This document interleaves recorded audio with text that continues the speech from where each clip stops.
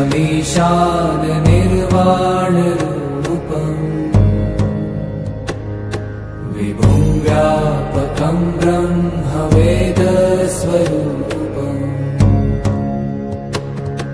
निजं निर्गुणं निर्विकल्पं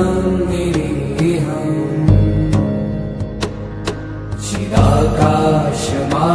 चिदाकाशमाकाशवासं भजेऽहम्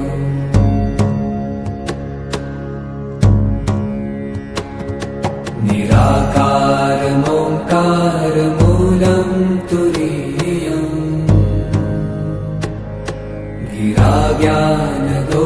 गिराज्ञानगोपीतमीशं गिरीशम्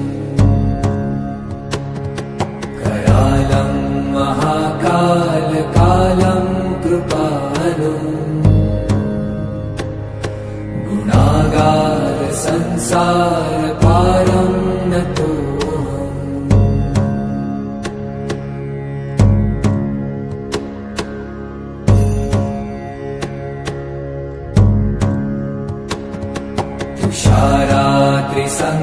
तुषाराद्रिसङ्काशगौरं गभीरम्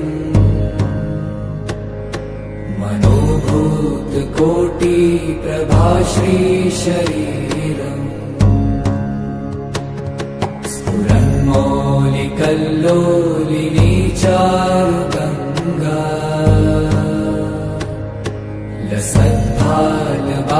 लसद्भालबालेन्दुकण्ठे भुजङ्गा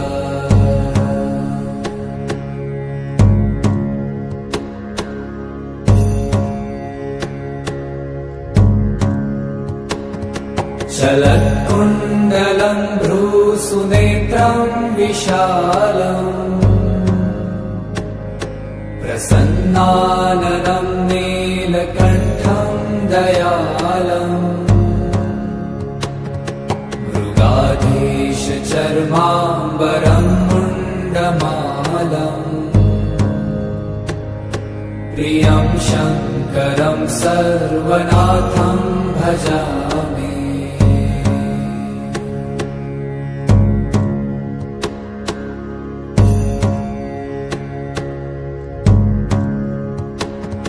प्रचण्डं प्रकृष्टं प्रगल्भं परेशम् अखण्डम् अजं भानुकोटिप्रकाशम् त्रयशूलनिर्मूलनं शूलपाणिम् भजेऽहं भवानीपतिं भावगम्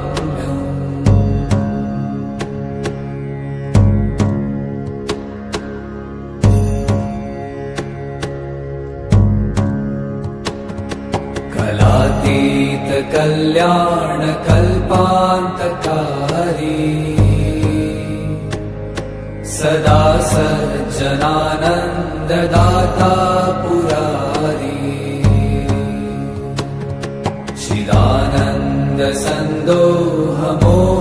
चिदानन्दसन्दोहमोहापहारी प्रसीद प्रसीद प्रभो मन्मथारी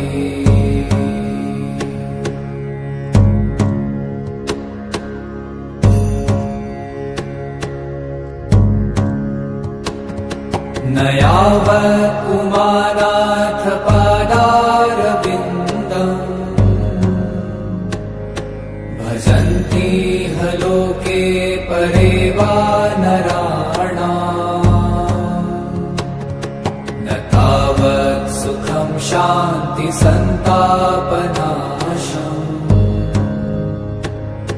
प्रसीद प्रभो सर्वभूताधिवासम्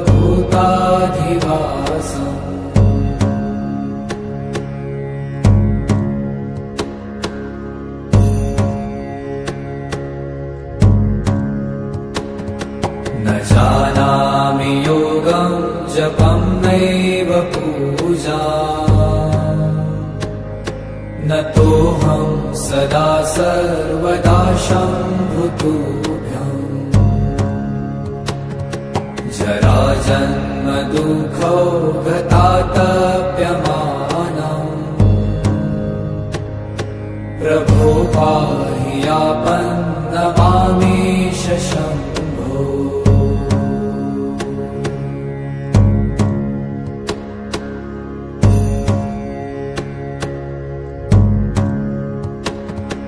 नमामीशमीशान निर्वाणरूपम् विभुं व्यापकं ब्रह्मवेदस्वरूपम्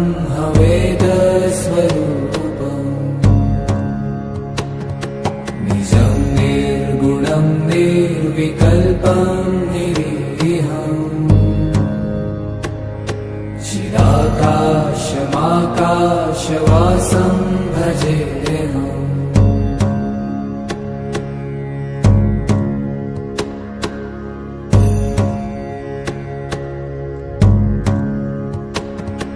निराकारमोङ्कारमूलं तुरीयम्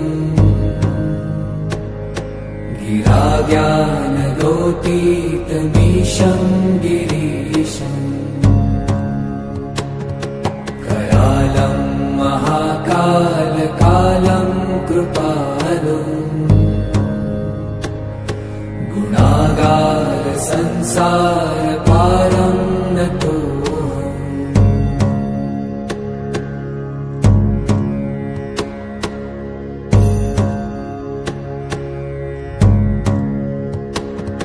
तुषाराद्रिसङ्काशगौरं गभीरम् मनोभूतकोटिप्रभाश्रीशरीरम् स्फुरन्मौलिकल्लोलिनी चारुगङ्गा लसद्भालबालेन्दुकण्ठे भुजङ्गा।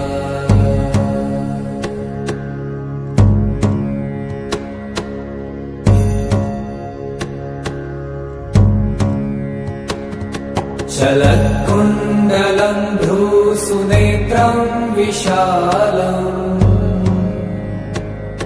प्रसन्नाननं नीलकण्ठं दयालम्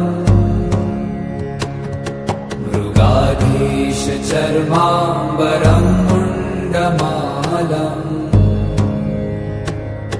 प्रियं शङ्करं सर्वनाथं भजामि।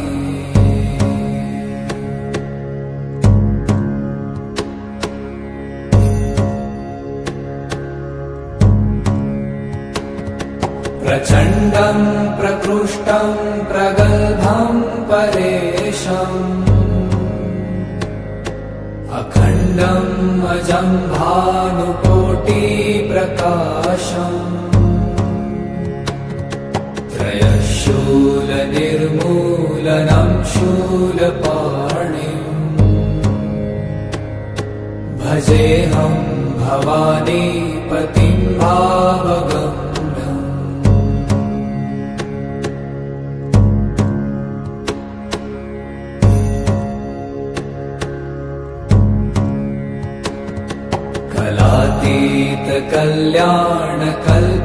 कलातीतकल्याणकल्पान्तकारी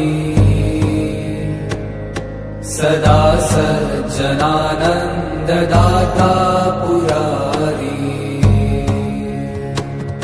चिदानन्दसन्दोहमोहापहारी प्रसीद प्रसीद प्रभो मन्मथारी।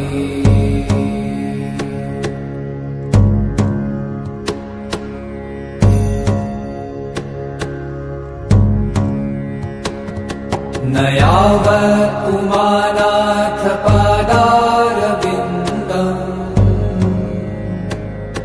भजन्ति ह लोके परे वा नराणाम् न तावत् सुखं शान्ति सन्तापनाशम् प्रसीद प्रभो सर्वभूताधिवासम्।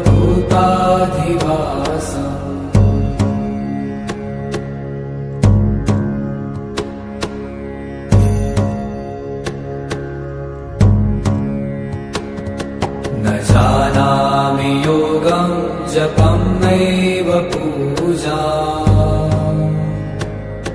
नतोऽहं सदा सर्वदा शम्भुतुभ्यम्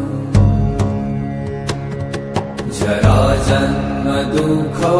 गतातप्यमानम् प्रभो पाहि आपन्नमामेश शम्भो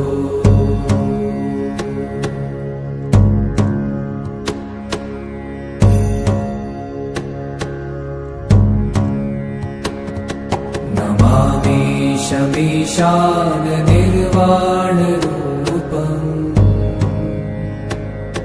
विभुं व्यापकं ब्रह्मवेदस्वरूपम्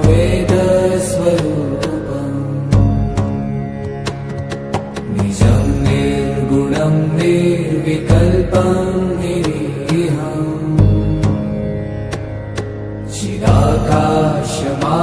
चिदाकाशमाकाशवासं भजेऽहम्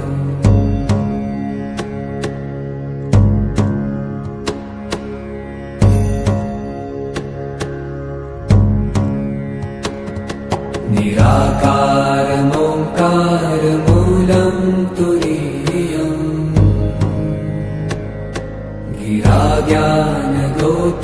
गिराज्ञानगोतीतमीशं गिरीशम्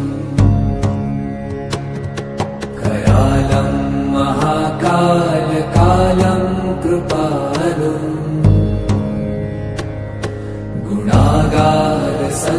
गुणागारसंसारपारं नतो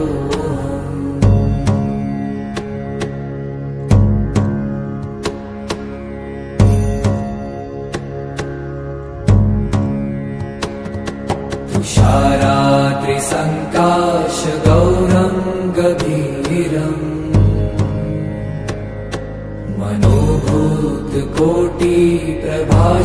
मनोभूतकोटिप्रभाश्रीशरीरम् स्फुरन्मौलिकल्लोलिनी चारुगङ्गा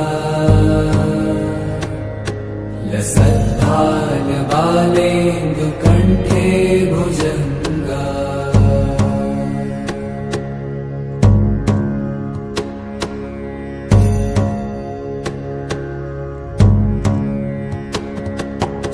चलत्कुण्डलं भ्रूसुनेत्रं विशालम् प्रसन्नाननं नीलकण्ठं दयालम् मृगाधीशचर्माम्बरं मुण्डमालम्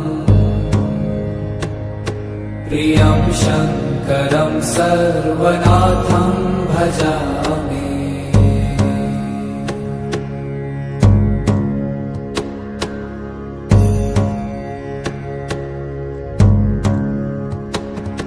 प्रचण्डं प्रकृष्टं प्रगल्भं परेशम्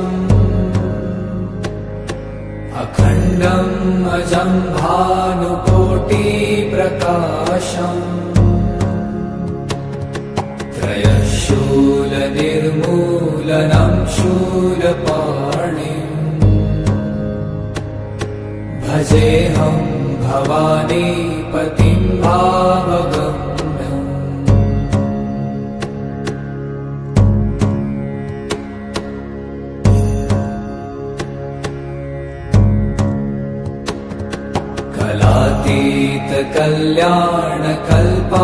कलातीतकल्याणकल्पान्तकारी सदा सज्जनानन्ददाता पुरारी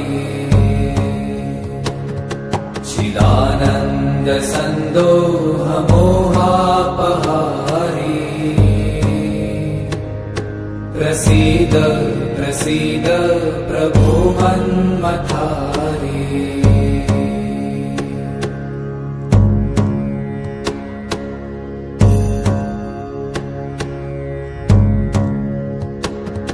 न यावत् उमानाथ पादारविन्दम् भजन्ति ह लोके परे वा नराणाम् न तावत् सुखं शान्ति सन्तापनाशम् प्रसीद प्रभो सर्वभूताधिवासम्